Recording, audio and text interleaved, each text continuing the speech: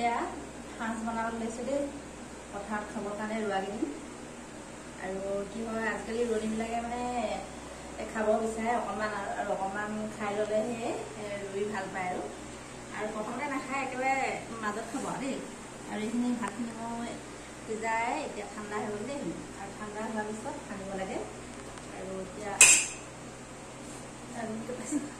প্ৰথমতে মই ভাতখিনি পানী অকণমান দি ল'ব লাগিব।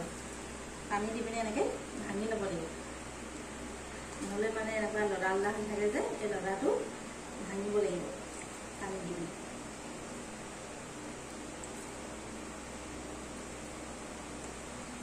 এতিয়া এনেকৈ গোটেইখিনি সুন্দৰকৈ ভাঙি ল'ম।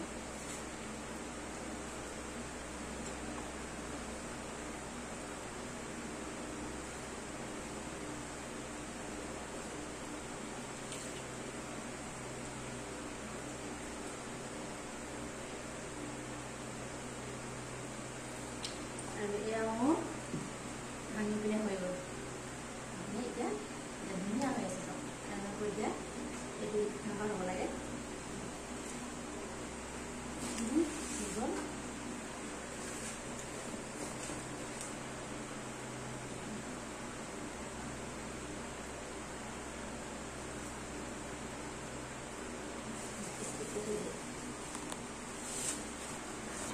এইকেইটা পিঠা আৰু এতিয়া ডাঙৰ ডাঙৰতে চাই লওক।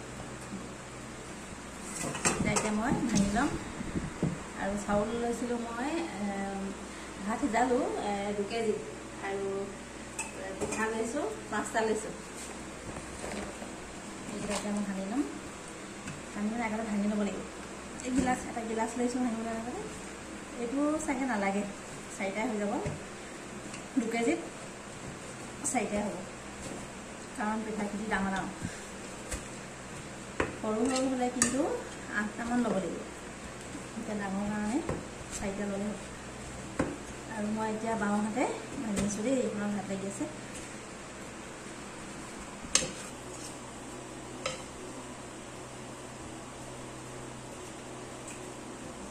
আৰু এতিয়া মই হাতে এইখিনি হেৰি গোটা হৈ আছে সেইখিনি ভাঙি দিছোঁ। মই বাওঁ হাতে কৰিছোঁ দেই, সোঁ হাতত মানে এইখন ভাত লাগি আছে। এনেকৈ ভাঙি দিলে মানে ভাত লাগি দিব নাই, সেইকাৰণে।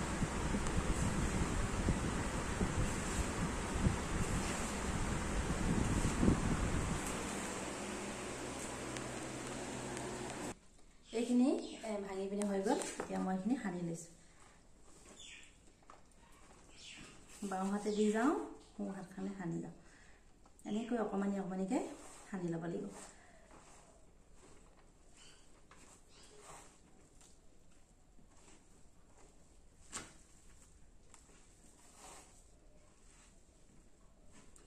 হাতত ঢালি গৈছে।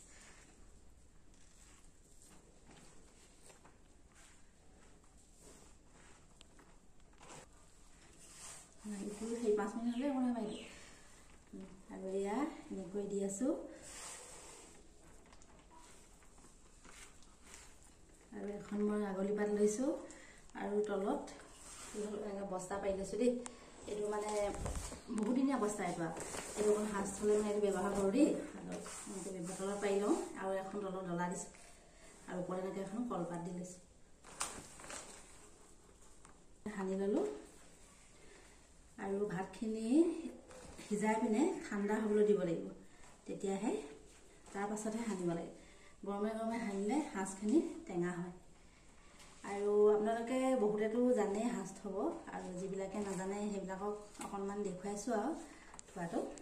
আৰু এতিয়া এইখিনি মই ওপৰত ধুনীয়াকৈ ছটিয়াই দিম। এইখিনি আকৌ এনেকৈ মেলি দিওঁ অকণমান। এনেকৈ মেলি দিছোঁ। আৰু যিখিনি বাকী থাকিলে এই থকাখিনি এতিয়া মই ইয়াত ছটিয়াই দিম অকণমান অকণমানকৈ।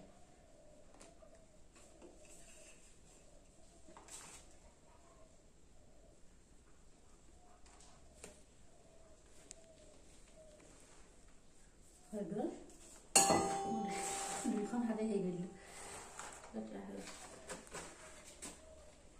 ধুনীয়া হৈ গ'ল। আৰু এতিয়া ওপৰত এতিয়া অকণমান পানী দি দিব লাগিব। অকণমান পানী ছটিয়াই থৈ দিব লাগে।